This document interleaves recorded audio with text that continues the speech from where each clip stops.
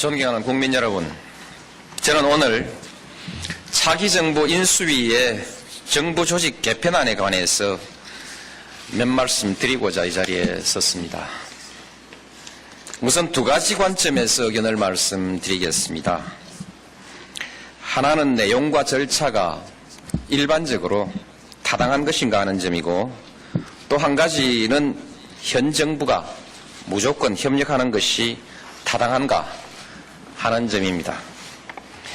먼저 내용에 관해서 인수위에 몇 가지 질문을 드리고 싶습니다. 정부 조직 개편의 논거가 무엇이요? 우리 정부가 큰 정부입니까?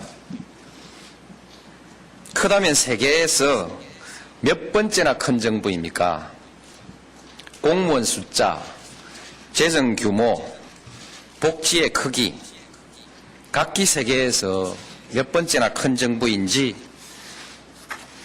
자신 있게 말할 수 있습니까? 여러 부처를 합쳐서 대부처로 하는 것이 작은 정부 하는 것 맞습니까? 대부처 하는 나라에는 한 부처의 업무별로 여러 담당 장관이 있고, 그것도 모자라서 많은 수의 정무직이 있어서 정무직의 수가 부처 수의 여러 배가 되는 나라가 많다는 사실은 잘 알고 계십니까? 장관 혼자서 그 많은 일을 다 할 수 없기 때문이지요. 결국 나중에는 우리도 다시 그렇게 가게 되지 않을까요?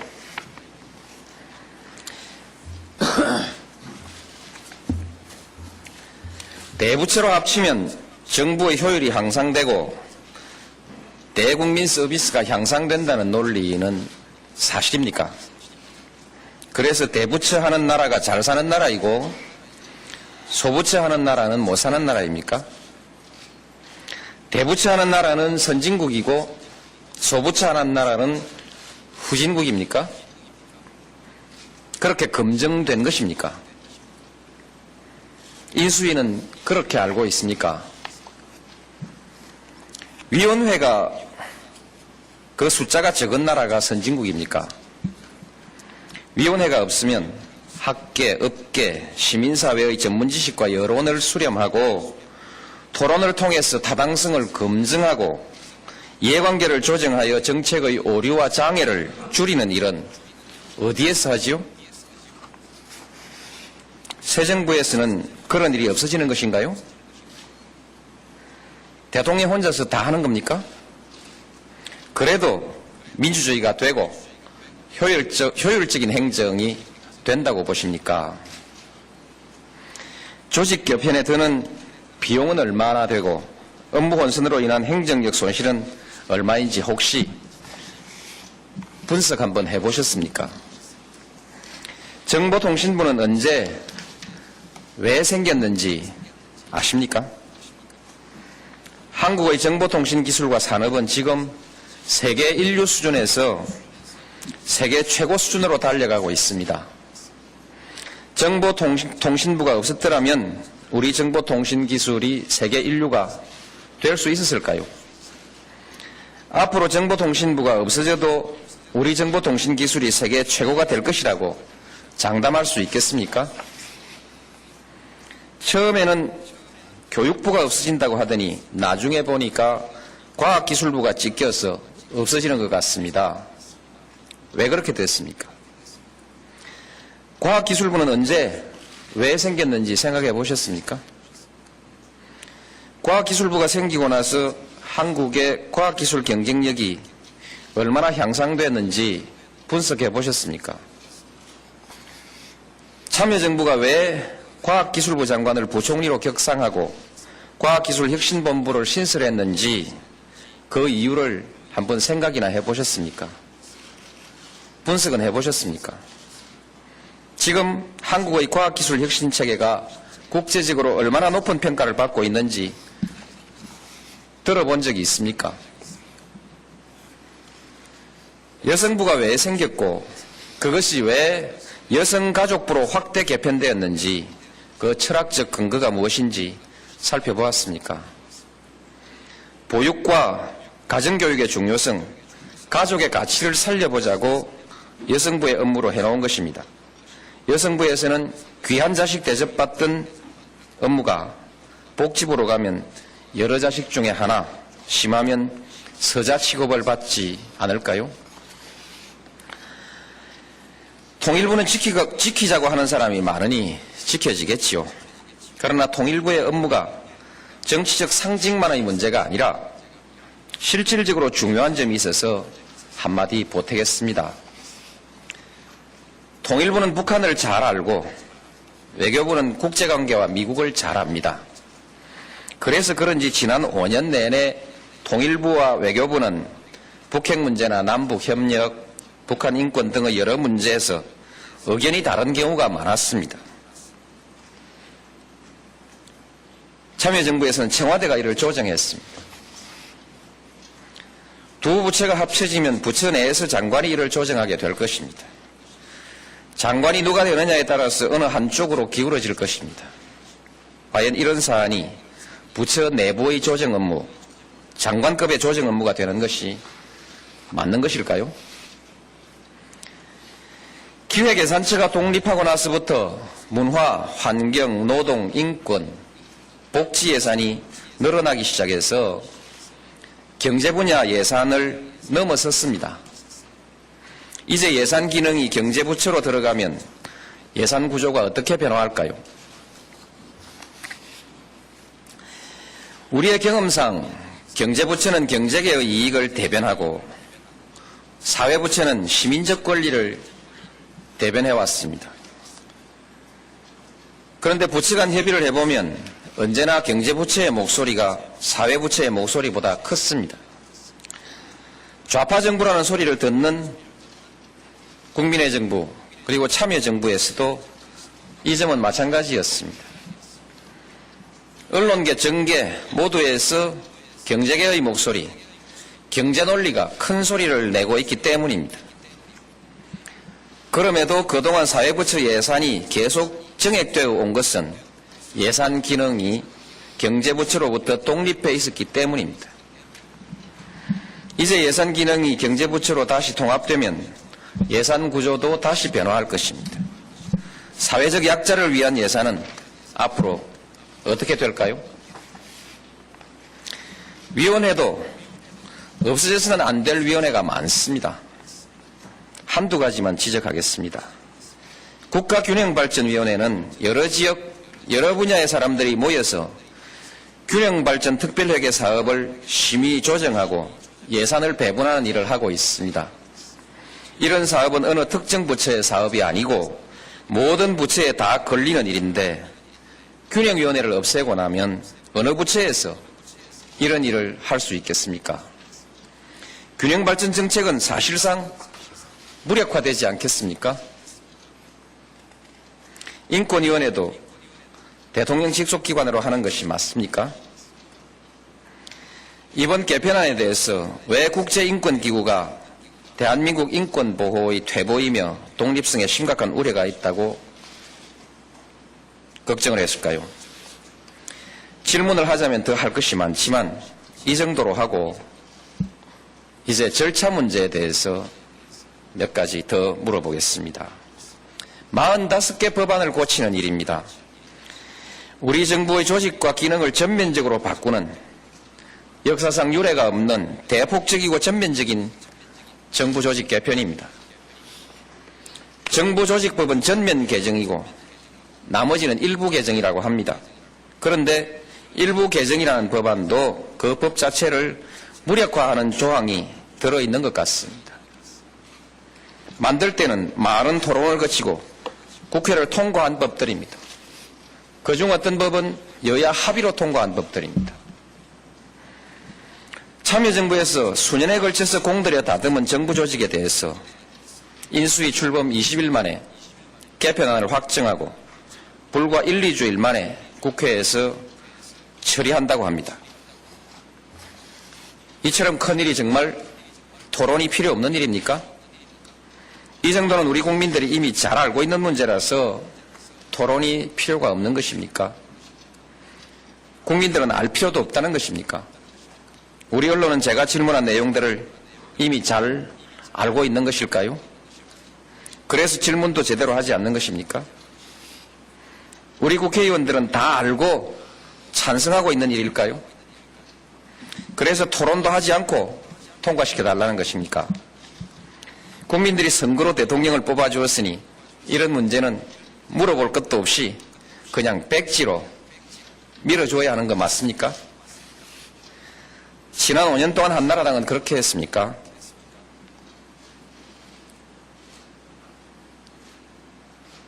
지난 5년 동안 저는 근거도 없는 의혹 제기, 논리도 없는 반대 때문에 정말 힘들었습니다.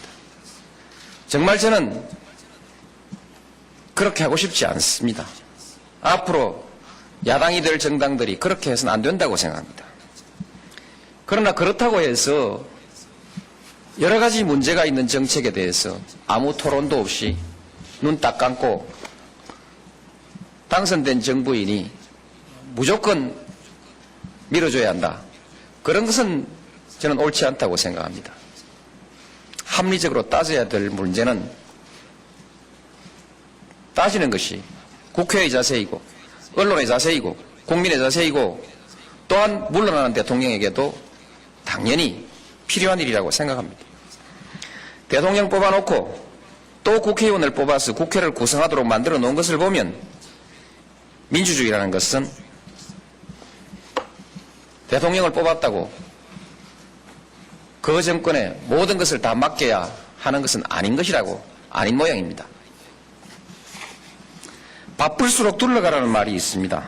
충분한 토론을 거치고 문제가 있는 것은 고치고 다듬어서 국민과 국회의 동의를 얻어서 그렇게 하는 것이 순리라고 생각합니다. 그렇게 하는 것이 민주주의의 원리에 맞고 또한 실수를 줄일 수 있는 길이라고 생각합니다. 사리야 어떻든 물러나는 대통령이 나서는 것은 새 정부 발목 잡기로 보일 우려가 있으니 그러지 말고 뒷모습이 아름답게 산뜻하게 그냥 물러나라는 충고를 많이 들었습니다. 말이야 좋은 얘기입니다.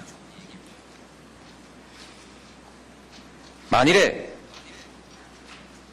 우리 사회에 토론의장이 제대로 열려 있다면 그리고 국회가 미리 잘 대응하고 있다면 굳이 왜 욕먹을 일에 제가 먼저 나서겠습니까?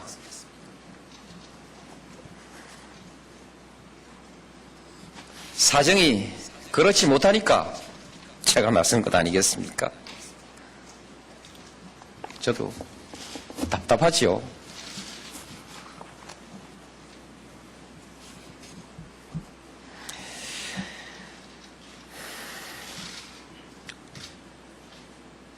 저도 제가 하는 이 일에 많은 비판이 따를 것이라는 점을 잘 알고 있습니다.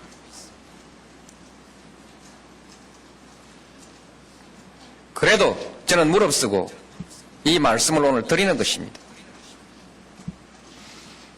부처 통폐합이 단지 앞에서 제가 질문드린 바와 같은 일반적인 정책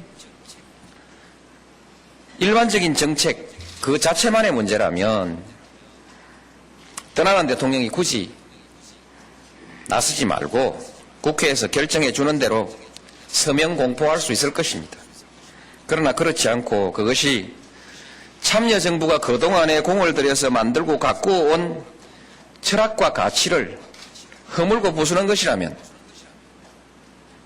여기에 서명하는 것은 그동안 참여정부가 한 일이 잘 못됐다는 것을 인정하고 이를 바꾸는 일에 동참하는 것과 무엇이 다르겠습니까? 떠나는 대통령이라 하여 소신과 양심에 반하는 법안에 그리고 자기가 그동안에 애써 갖고 왔던 모든 가치를 무너뜨리는 일에 서명을 요구하는 일이 당연하다 할 수 있겠습니까? 참여정부의 정부 조직은 시대 정신을 반영한 것이고 민주적이고 신중한 토론 과정을 거쳐서 만든 것입니다. 이를 허물어뜨리는 데는 굳이 떠나는 대통령에게 서명을 강요할 일이 아니라 새 정부의 가치를 실현하는 법은 새 대통령이 서명 공포하는 것이 사리에 맞는 일이라고 생각합니다. 앞서 말씀드렸듯이 여성가족부, 과학기술부는 참여정부가 철학과 전략을 가지고 만든 부처입니다. 국가균형발전위원회는 참여정부의 핵심 가치가 담겨 있습니다. 예산처는 그동안 탑다운 예산 제도를 도입하여 재정 운용을 합리화하고 사회적 약자를 위한 예산 그리고 미래를 위한 예산을 늘려왔습니다. 비전 2030도 앞장서서 만들었습니다. 이것은 국민의 정부와 참여정부의 철학에 근거한 것입니다. 정보통신부는 국민의 정부 이전에 생긴 것이어서 철학을 말할 일은 아니지만 훌륭한 성과를 가지고 있습니다. 이런 부처들을 통폐합한다는 것은 참여정부의 철학과 가치를 훼손하는 것입니다. 그래서 제2요구를 거론한 것입니다.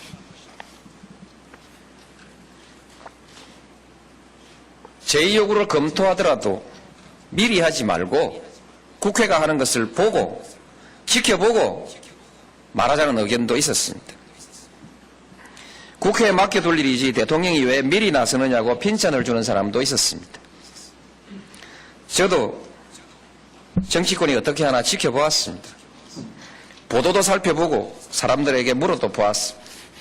그런데 통일부와 여성부 존치를 주장하고 있을 뿐 다른 부분은 대체로 부처 숫자를 줄여야 한다는 인수위원회 주장을 수용하면서 부분적 기능 조정을 모색하는 것 같습니다. 가족의 가치의 중요성을 살리고자 여성가족부를 재편하고 국가과학기술 체계를 정비하고 과학기술 투자의 효율성을 높이기 위한 전략을 가지고 과학기술부를 재편한 사실이나 국가균형발전이라는 핵심 가치를 구현하기 위하여 균형발전 특별법을 만들었다는 사실을 기억이나 하고 있는지 의심스럽습니다.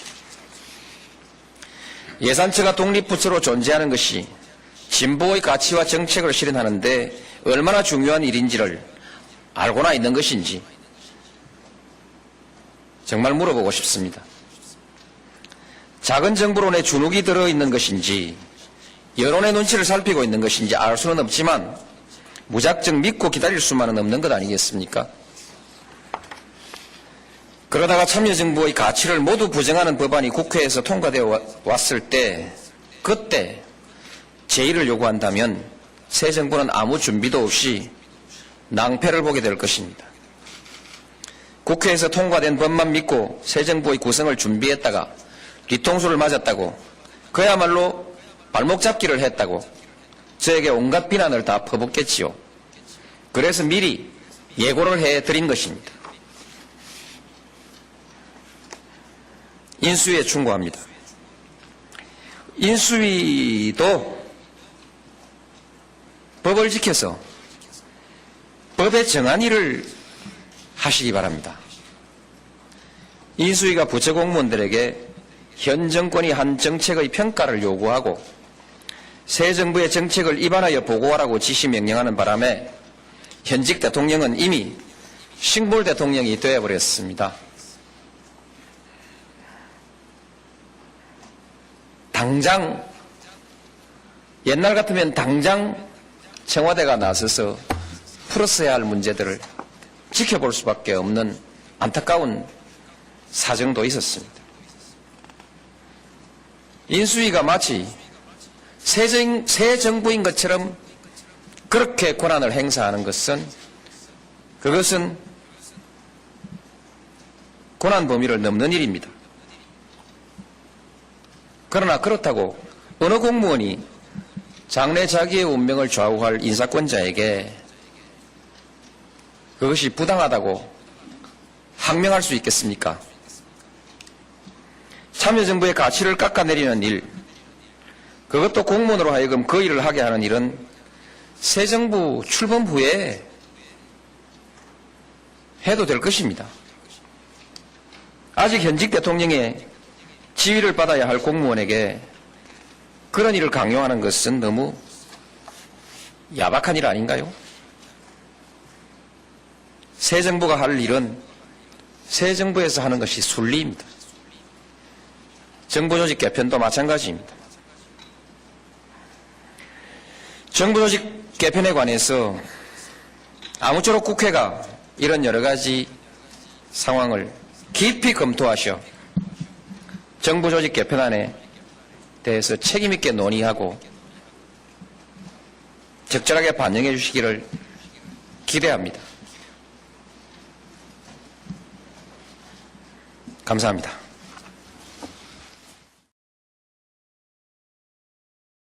22일 국무회의에서 노 대통령께서는 정부 조직 개편에 대해서 거부권을 행사하실 수 있다는 말씀을 하신 걸로 알고 있습니다. 특히 정부 조직 개편에 대해서 국회 심의가 오늘부터 시작되는데 여야가 충분히 절충할 수 있고 논의할 수 있는 문제인데 이 부분을 사전에 언급하신 이유에 대해서 말씀해 주시고 기자회견장에 서신 노 대통령 지금 현재 입장도 거부권을 행사할 수 있다는 입장에서 변함이 없으신지 답변해 주시면 고맙겠습니다. 예. 그 질문의 앞부분 왜 사전에 거론하는가 하는 점에 관해서는 조금 전에 제가 회견문 본문 낭독을 통해서 말씀드린 것으로 생각합니다. 뭐 충분하리라고 생각합니다. 그러시죠? 아무 말도 안 하고 있다가 마음에 안 든다고 거부해버리면 다음 정부가 아주 어려워지겠죠. 혼선을 빚을 것입니다. 그리고 또 실제로 일상적으로도 거부권을 행사할 수 있다는 시사가 국회 심의에 영향을 미칠 수도 있죠. 그것은 자연스러운 정치적 과정입니다. 대통령이 별로 인기가 없는 대통령이다 보니까 당연한 것을 해도 항상 이상하다고 그렇게 생각하는 뭐 그런 경향이 있습니다만 그것은 자연스러운 것입니다. 거부권 행사는 사전에 예고하고 그것을 통해서 국회 심의에 영향을 미치고 그래서 가급적이면 거부권을 행사하지 않을 수 있는 상황을 만들어내는 것, 그런 것이 정치 아니겠습니까? 합법적이고 합리적인 정치 과정이라고 저는 그렇게 생각하거든요. 그래서 그것과 지금은 정권 교체기에 다음 정부도 예고 없이 낭패를 봐서는 안 된다 예고해 주는 것이고요. 변함이 없는 것이 있겠습니까? 국회에서 그야말로 심의를 할 것입니다. 여러 가지 사정을 고려해서 심의를 하실 것이고 국회 심의가 그래도 뭐 돌려보내는 것보다는 수용해서 모두가 그래도 어느 정도 합의하고 수용된 모습으로 이렇게 되면 좋지 않겠습니까? 그래서 그 여지는 열려 있습니다. 다만 지금까지 제가 말씀드렸던 매우 중요한 문제에 관해서 사회적 토론이 너무 없기 때문에 그 점을 오늘 또박또박 말씀을 드리고 국회 심의 과정에서 반영시켜 달라는 그런 그 어떤 호소로 그렇게 받아들여 주시기 바랍니다. 실제로 제가 너무 많은 논점에 대해서 질문을 했는데 다 대답하기 어려울 것입니다. 왜냐하면 학문적으로도 이 문제가 굉장히 아직 논란이 많고 검증되지 않은 이론에 기초하고 있기 때문에 다 대답은 할 수 없지만 그러나 몇 가지 제가 지적한 점은 보기에 따라 명료한 것이거든요. 그 예산처가 경제부처에 예속됐을 때와 예산처가 중립을 지키고 경제부처와 사회부처의 말하자면 그 서로 토론이나 이해관계를 조정해 나갈 때 우리 사회적 가치가 균형을 잡을 수 있다는 점, 이런 점은 매우 중요한 것입니다.